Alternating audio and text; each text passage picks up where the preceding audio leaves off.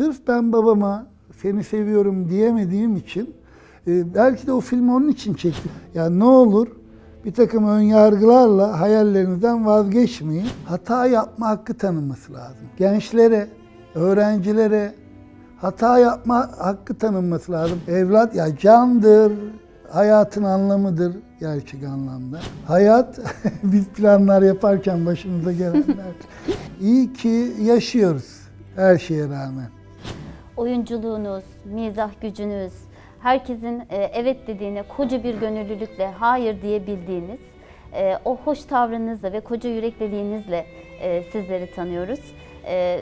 Namı diğer Mandro filozofu, gerçek ismiyle Müfit Can Saçıntı hocam, hoş geldiniz. Hoş bulduk. Biz sizi bugünkü halinizle tanıyoruz. Bugün ekranlardan bize yansıyan halinizle tanıyoruz ama insan bugün ve bu andan ibaret bir varlık değil. Dününüz var ve yarına dair umudunuz, hayalleriniz var. Annenizle babanızla ilişkiniz nasıldı? Ayrı ayrı.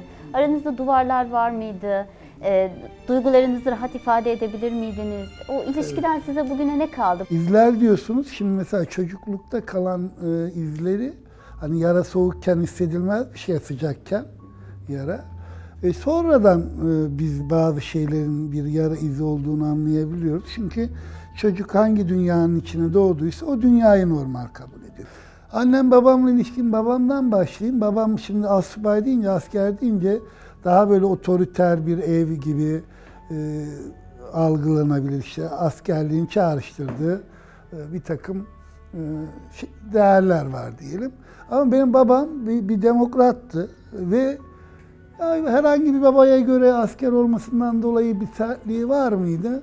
Ya bizim zamanımızda bütün babalar biraz sertti. Bizimkinin hiç değilse siniri çabuk geçiyordu falan ama her şeye rağmen herhangi bir sıkıntı yaşatmadı bize. Manevi olarak da, işte maddi olarak da yine dediğim gibi onu normal sanıyorduk. Bir memur maaşıyla yaşadık. Öyle annemle de ya bütün anneler gibi yani şey yapınca işte anne ve anaç bağrına basan, ama şu vardı benden önceki ablam, yani hiç tanımadım, daha 40'ı doğmadan Malazgirt'te vefat etmiş. Yine biraz da oranın imkansızlıklarıyla ilgili, doktor olmamasıyla ilgili. Malazgirt, Muş mu? Malazgirt'te. Onu erken kaybettiği için ilk çocuğunu ve dediğim gibi işte doktora götürüyor. Zaten bir doktor var ve pratisyenin doktor. İşte üşütmüş falan diye bir şey veriyor, gönderiyor. O gece vefat ediyor ablam, hiç tanımadığım ablam. Ve sabaha kadar işte bekliyorlar ve o zamanlar hani imkanlar kısıtlı olduğu için cenazeyi memlekete de getiremiyorlar. Malazgirt'te kalıyor. Şimdi o annemde bir travma yaratmış. Bize de bir şey olacak diye özellikle bana. Mesela günde bazılarını hatırlıyorum, hatırlamadığım dönemden de başlayarak. Mesela aynı şikayetle aynı doktora 5 kere götürüyor.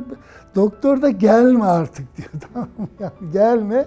Ama tabii işte ablamın çok bebekken vefatından dolayı üzerimize o anlamda çok düştü. Özellikle sağlıkla ilgili. Erkeğin erkeğe sevdiğini söylemesi daha Tabii, zor. Arada tabii. daha duvarlar var Tabii. diyorsunuz. Belki baba oğul Tabii, ilişkisinde tabii.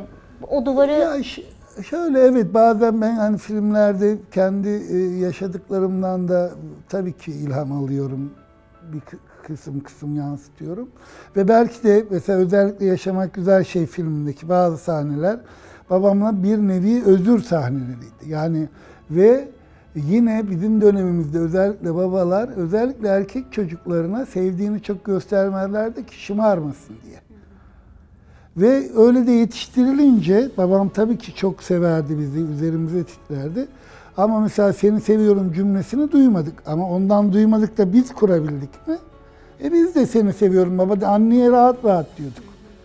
Anneye gerekirse öpücük manyağı yapıyoruz. Yanaklarını, ellerini falan filan sarılıyoruz. Annemize hem davranışlarımızla hem sözlerimizle sevdiğimizi belli edebiliyoruz da özellikle babalara ve hele de erkek çocuksa böyle bir şey olmuyor.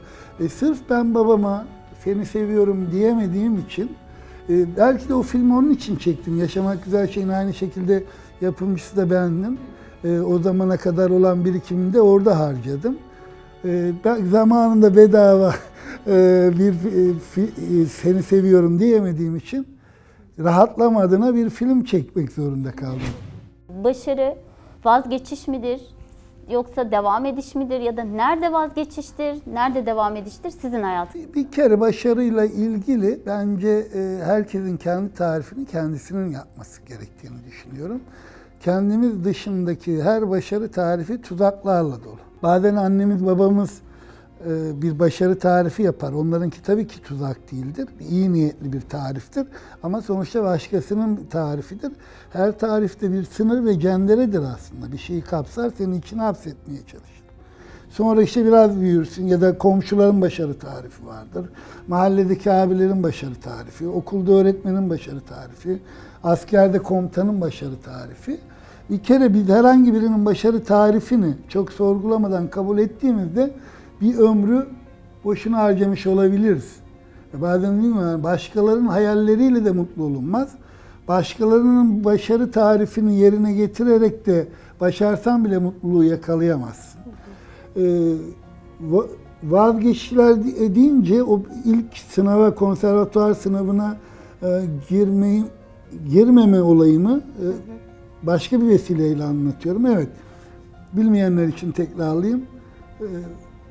Tiyatroyu çok seviyordum. Lise sona kadar tiyatrocu, oyuncu olmak istiyordum. Konservatuvara girmek istiyordum. Hazırlanırken bir arkadaşım dedi ki boşuna sen konservatuvara hazırlanma. Seni almazlar konservatuvara dedi. Niye dedim? Yeteneksiz miyim? Hayır ama Peltek'sin. Peltekleri konservatuvara almıyorlar çünkü Peltek'ten oyuncu olmaz dediler. Ben birdenbire her şeyden vazgeçtim gibi, yani en azından konservatuvar sınavına girmekten vazgeçtim. Sonra peş peşe bir takım şeyler oldu. 30 yıl sonra ben bu ülkede birazcık da festivaller dolayısıyla dünyada oyuncu olarak tanındım. Şimdi bunu bu vesileyle anlatıyorum gençlere özellikle. Yani ne olur bir takım önyargılarla hayallerinizden vazgeçmeyin. Hiç değilse denemeden vazgeçmeyin. Hele diyorum başkasının sözüyle vazgeçmeyin. Yine şey diyorsunuz hocam bir yerde, sevdiğinin kapısında beklemek diyorsunuz burası için. Tabii. Şimdi şeyi diyordum Terk biraz edemem. uzun yapmamak için. Şimdi tiyatroyu çok seviyordum. İşte sevdiğine kavuşamayınca ondan da uzak durmamak için yanında yöresinde dolaşırsın. Bazen kardeşiyle arkadaş olmaya çalışırsın.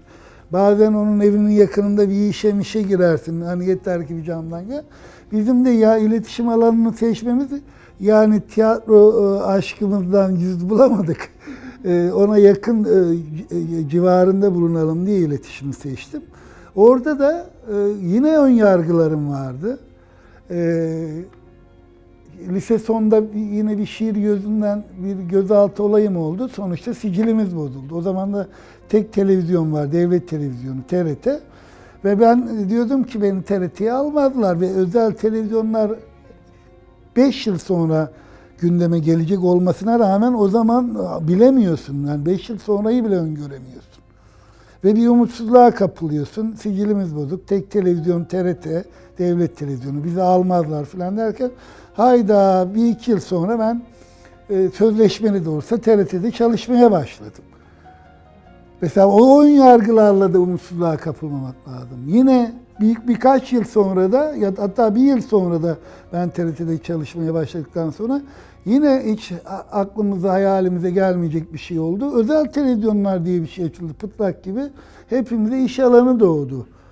Ve o yüzden bazen gençler çok karamsar, umutsuz oluyor. Diyorum ki yani abi bu yani nasıl kendine bu kadar güveniyorsun bu negatif konuda, yani 3 yıl sonrası karanlık, 5 yıl sonrası karanlık.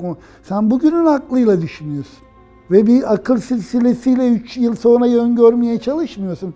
Bir takım ön yargılarla, şartlanmalarla, klişe düşünce kalıplarıyla 5 yıl sonraya bakıp abi işte umutsuz, karamsar falan, yok öyle bir şey. Biz geçmişimize baktığımızda hayat gerçekten sürprizlerle dolu. Önemli olan o sürprizlere hazır olmak. Yani şans kapınızı çalacak diyorum ama şans kapıyı çaldığında sen o şansa hazır mısın? Hazır olacak mısın? O hazırlık aşamasında bir bekleyiş var, sabır var.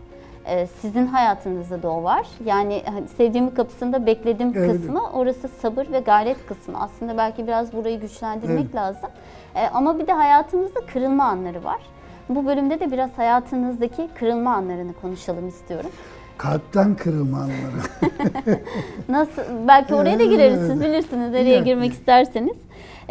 Hayatımızda birçok insan gelip geçiyor yanımızda. Ve bize bir sürü tesiri oluyor, etkisi oluyor, izi oluyor. Sizin hayatınızda, bugün bu insan olmanızda etkisi olan bir insan. Bir insan değil de birkaç insan sayalım O da olur. isterseniz. Herkes herkesten bir şey öğrenir. Yeri gelir bir çocuktan, çocuk deriz 7 yaşındaki bir çocuktan da bir şey öğrenir. Çocuk da yeri gelir hocamız olur. Dolayısıyla ben hayatın her alanında mutlaka bir çocuktan bile bir şeyler öğrenmişimdir.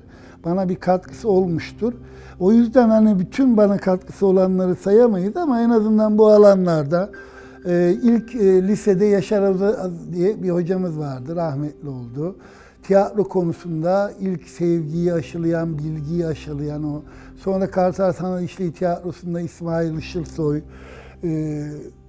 hocamız. Sonra Levent Kırca hocamız. Beni yani hayatın ilk basamaklarında bu alanda çok katkıları olmuştur. Rasim Öztekin, Oya Başar ve dediğim gibi çok kişi var. Hiç değilse 5-6 kişiyi saymış olayım. Verdiğiniz mesajlarda, çektiğiniz filmlerde, oyunculuğunuzda, senaryosunu yürüttüğünüz ve bize yansıyan halde bir karşıyım modu var. İtirazım var. Evet.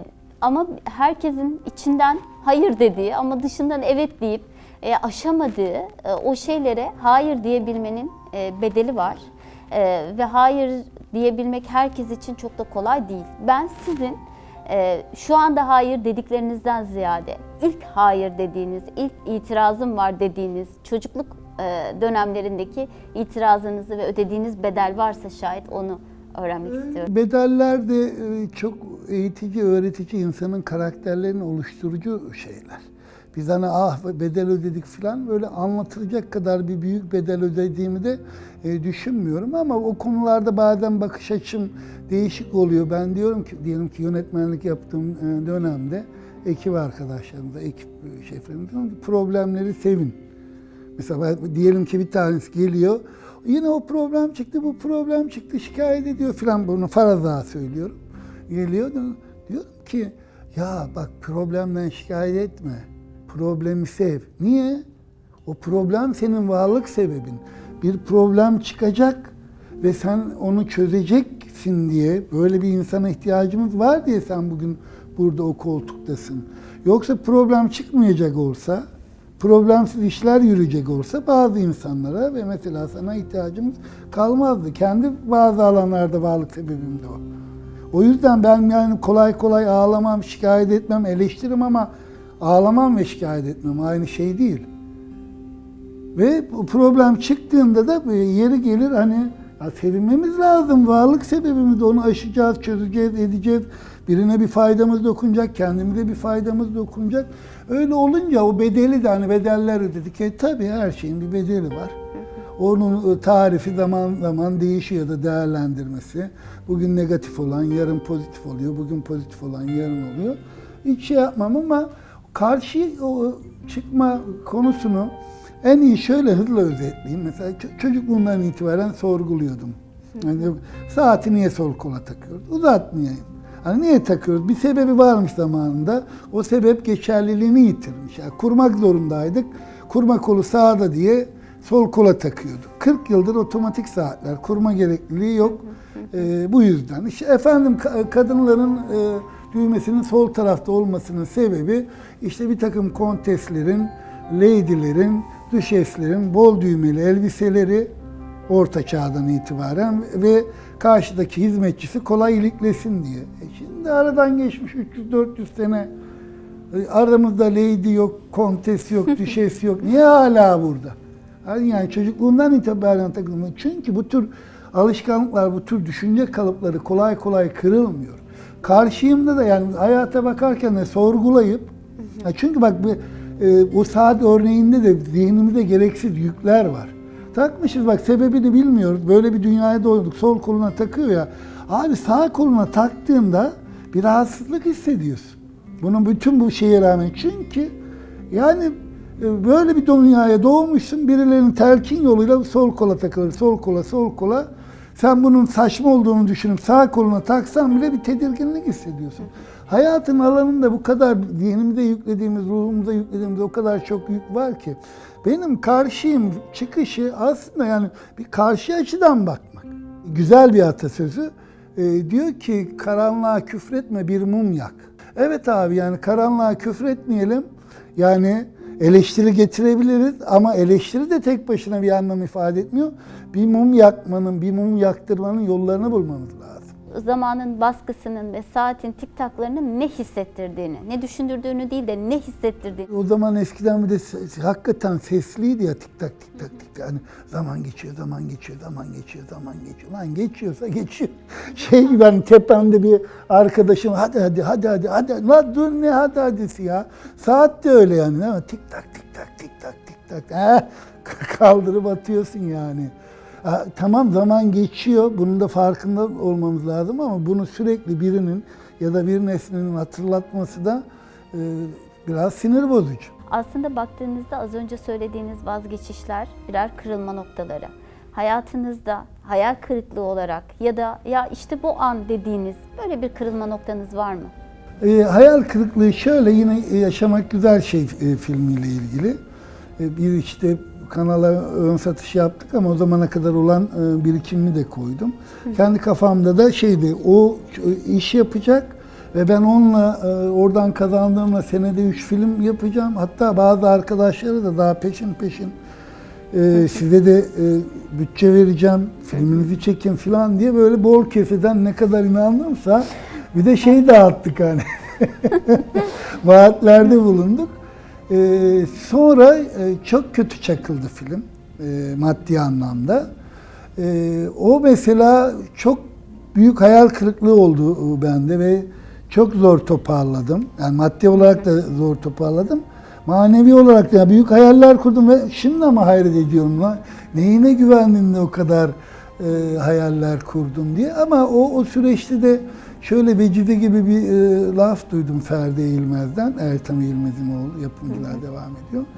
Arkadaşımız işte Nizam Eren sayesinde tanışmıştık. İşte film nasıl oldu filan dedi.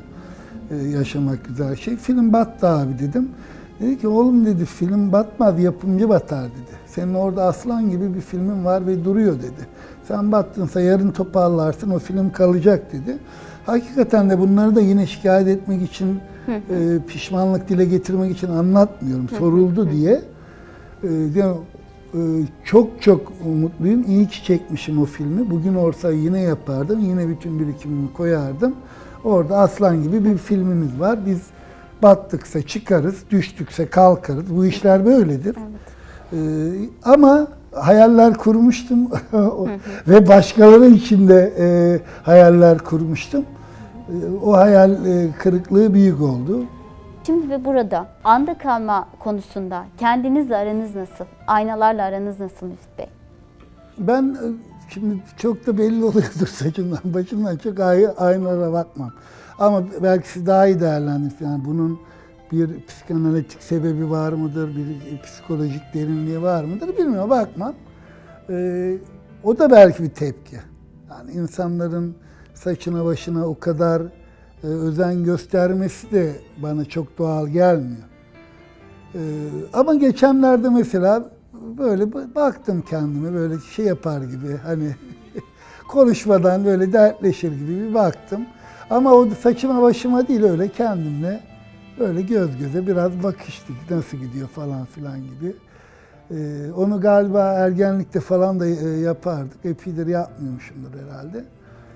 Öyle aynalarla aram, işte yıllar sonra geçen görüştük kendisiyle. Kendinizle karşılaşırken çektiğiniz filmler var. Benim en sevdiğim tabii ki Madra Filozofu birinci sırada ama Yaşamak Güzel Şey'i de çok sevdim.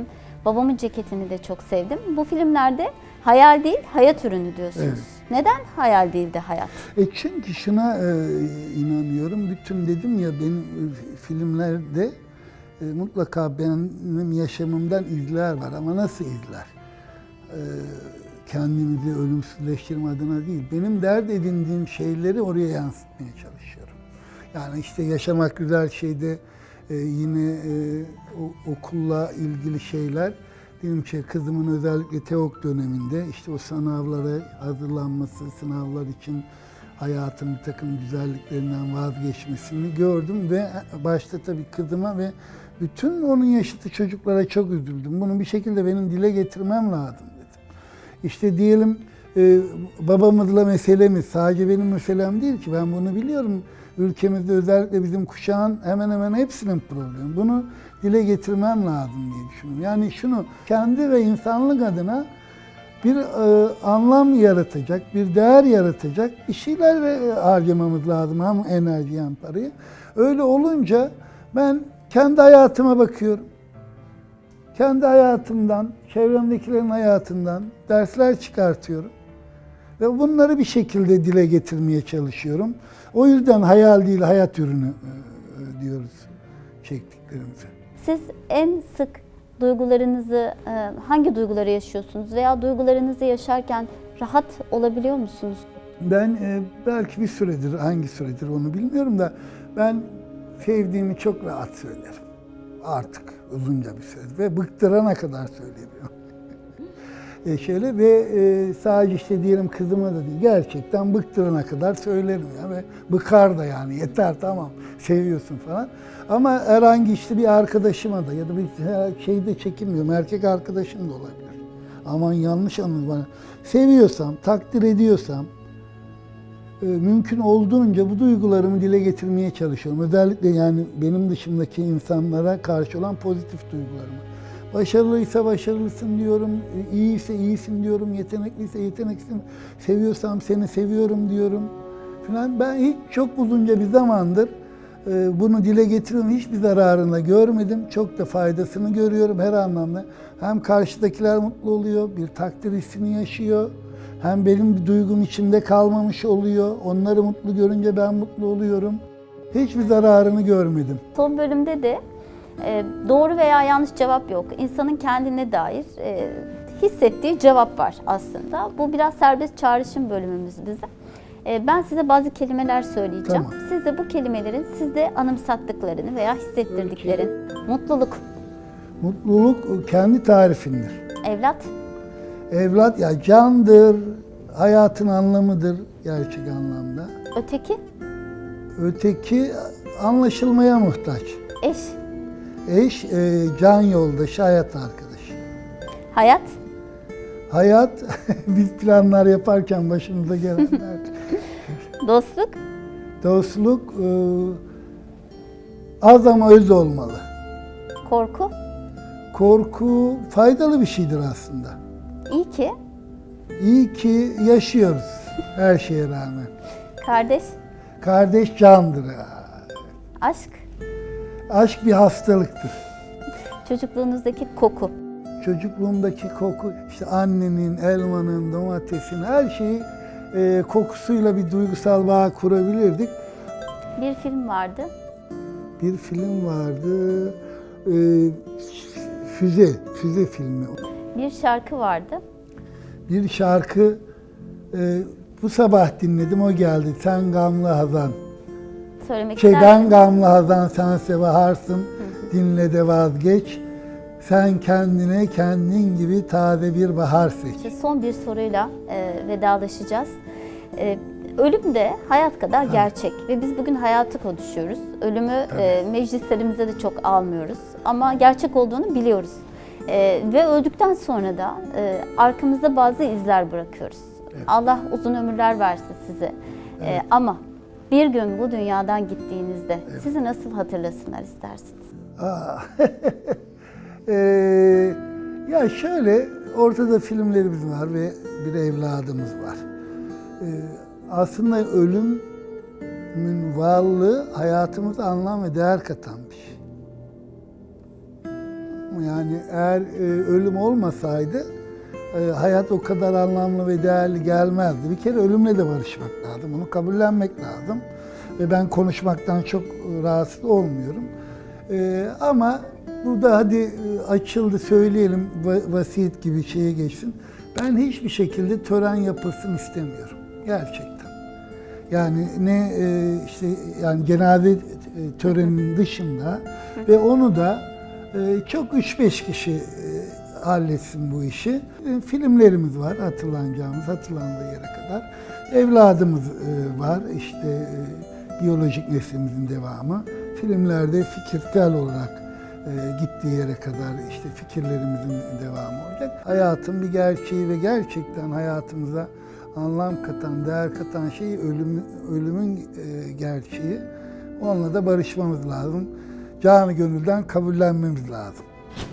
En uzun yolculuk insanın kendi hikayesine ve kendi içine doğru yaptığı yolculuk ve hepimiz bir diğerinin hikayesinde kendi yolculuğumuza dair de dersler çıkarıyoruz. Bugün Müfit Bey'in bildiğimiz yüzünün dışındaki yolculuğuna, kendi arka sokaklarına beraber yolculuk yaptık ve hepimiz gene kendimize dair çok dersler çıkardık. Bu keyifli sohbet için kendisine çok teşekkür ediyoruz ve diğer hikayelerimizi heyecanla hepimiz gene kendi yolculuğumuzu tamamlamak ve tam anlamak niyetiyle bekliyoruz. Takipte kalınız.